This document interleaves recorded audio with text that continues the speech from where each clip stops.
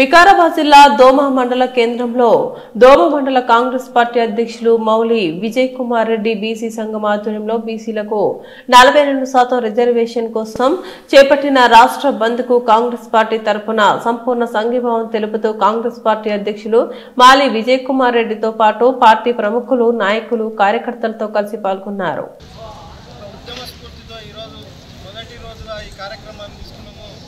కార్యక్రమానికి వచ్చిన అన్ని పార్టీల పుర ప్రముఖులు, ప్రజా సంఘాలు, యువకులు, విద్యార్థులు ఈ కార్యక్రమంలో పాల్గొన్న ప్రతి ఒక్కరికి కూడా పేరు పేరున నమస్కారాలు. అయితే మన అంశం 42% రిజర్వేషన్ రావాలి. అందరూ కూడా తెలుసు, గత 6 నెలలుగా, గత 50 సంవత్సరాలుగా జరుగుతున్న గత 6 నెలలుగా 42% రిజర్వేషన్లపై జరుగుతున్న వ్యవహారాలన్నీ కూడా మీరందరూ కూడా సాంఘిక మాధ్యమాల ద్వారా తెలుసుకొని ఉంటారని నేను భావిస్తున్నాను. అయితే మనకు ఒక రాజ్యాంగం ఉన్నది. డాక్టర్ బిఆర్ అంబేద్కర్ గారు అత్యంత స్ఫూర్తిదాయకమైన ఒక రాజ్యాంగాన్ని మనకు అందించారు. ఆ రాజ్యాంగంలో స్పష్టంగా ఒక పౌరులుగా మన బాధ్యత ఏంది, ఒక సమాజంగా మన బాధ్యత ఏంది, చట్టసభల బాధ్యత ఏంది, న్యాయస్థానాల బాధ్యత ఏంది అని ప్రతి బాధ్యతను నిర్వహించి ఉన్నది. విషయాన్ని మనం అందరం కూడా స్పష్టంగా తెలుసుకోవాలి. ఈ ఉద్యమం చాలా పెద్ద ఎత్తున, చాలా సుదీర్ఘకాలం పాటు, చాలా ఉవ్వెత్తున జరిగితే తప్ప మన లక్ష్యాన్ని మనం సాధించలేమన్న నిజాన్ని మీరు అందరూ కూడా గ్రహించాలని ఈ వేదిక ద్వారా మిత్రులారా, చాలా సహజ సిద్ధమైన, అత్యంత సహజ సిద్ధమైన, మనం ఎంతో మనకు అంత వాటా అనే ఏదైతే ఈరోజు డిమాండ్ను మనం తలమెత్తుకున్నామో ఇది అత్యంత సహజ సిద్ధమైన నినాదము.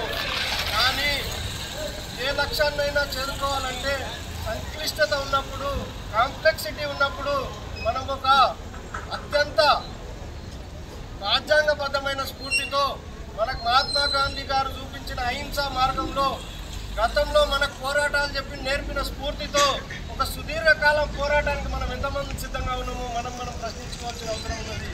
అయితే నేను ఈ వేదిక ద్వారా చెప్పదలుచుకుంది ఏంటంటే, మొట్టమొదటగా మనం ఉద్యమంలో కదిలే ముందు మన భారత రాజ్యాంగ స్వరూపాన్ని మనం అందరం కూడా నేర్చుకోవాలి. భారత రాజ్యాంగ స్వరూపంలో ఉన్న మౌలికమైన నియమాలను మనం అందరం కూడా తెలుసుకోవాలి. దాంట్లో స్పష్టంగా ఒక సంకల్పంతో, ఒక సహజ సిద్ధమైన డిమాండ్తో నేను ఉద్యమంలోకి పోతున్నా అంటే పౌరునిగా నా బాధ్యత ఏంది, సమాజాన్ని ఎట్లా జరుపుకోవాలి, పరిష్కారాల్సిన అవసరం ఎంత.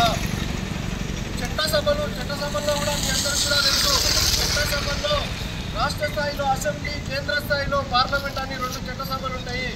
చట్టసభల్లో రాష్ట్ర స్థాయి అసెంబ్లీ పరిధిలన్నీ, కేంద్రంలో చట్టసభగా ఉన్న లోక్సభ, రాజ్యసభల పరిధి ఎంత, ఇవన్నిటి కూడా బేసిక్గా మనం ఫస్ట్ అందరం కూడా వాటిపైన అవగాహన కల్పించుకోవాలి.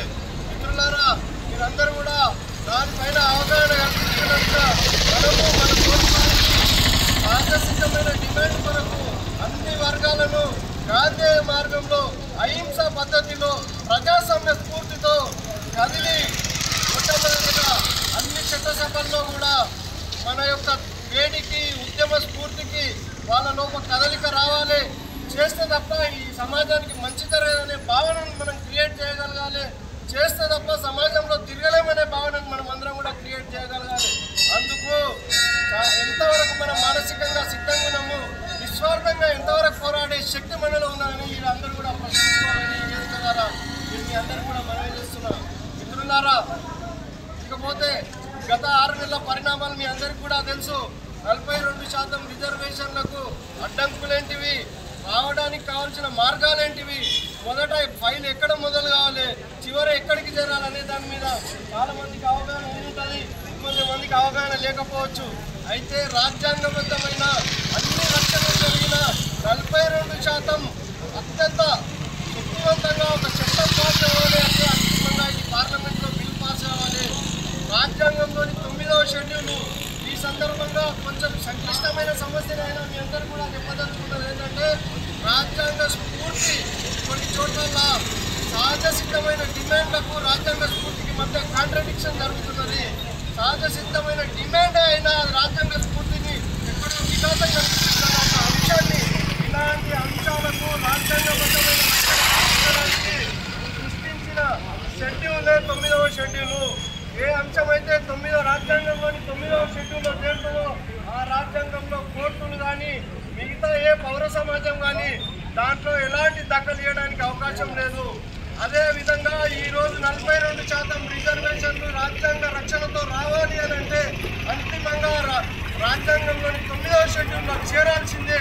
అంతవరకు మనము పోరాటం చేయాల్సిందే తప్ప ఏదైనా చిన్న చిన్న వెసులుబాటులు వచ్చినా అవి శాశ్వతం కాదని మనం అందరం కూడా గ్రహించాలి. అయితే రాజ్యాంగంలోని 9వ షెడ్యూల్కు రావాలంటే రాజ్యసభ లోక్సభ ఈ బిల్లును ఆమోదం చేయాలి. రాజ్యసభ లోక్సభ బిల్లును ఆమోదం చేయాలంటే రాష్ట్ర శాసనసభ ఈ బిల్లును ఆమోదం చేసి లోక్సభకు రాజ్యసభకు ఫార్వర్డ్ చేయాలి. అయితే ఇప్పుడు ఈ 6 నెలల పరిస్థితిని మీరు అందరూ కూడా గమనించవచ్చు. ప్రస్తుతం నేను ఈ మండలంలో కాంగ్రెస్ పార్టీ ప్రెసిడెంట్గా కొనసాగుతున్న మా పార్టీ రాష్ట్రంలో అధికారంలో ఉన్నది. ఈ చట్టసభలో శాసనసభలో ఆ బిల్లును అన్ని పక్షాలను కలుపుకొని ఇక్కడ అన్ని పక్షాల వాళ్ళందరి ఆమోదంతో ఏకగ్రీవంగా శాసనసభలో బిల్లు పాస్ అయింది. అయితే రాజ్యాంగంలో మనకు ఒక వెసులుబాటు ఉన్నది. బీసీ బిల్లు 50% దాటి ఇవ్వాలంటే మనం ఒక కులగణన శాస్త్రీయమైన కులగణన ఉండాలి. మన దగ్గర శాస్త్రీయమైన ఆధారాలు ఉండాలి. బీసీ వర్గాలు నిజంగా వెనుకబడి ఉన్నాయి. బీసీ వర్గాలు నిజంగా సామాజికంగా వెనుకబడి ఉన్నాయి. ఆర్థికంగా వెనుకబడి ఉన్నాయి. అన్ని రకాలుగా వెనుకబడి ఉన్నాయని మనం శాస్త్రీయంగా నిరూపించడానికి కులగణన ఒక డెడికేటెడ్ కమిషన్ అవసరమైంది. కాబట్టి రాష్ట్ర ప్రభుత్వం తరఫున సుస్పష్టమైన మీ అందరికీ కూడా సంపూర్ణమైన సమాచారాన్ని సేకరించి దాని మీద ఒక డెడికేటెడ్ కమిషన్ వేసారు.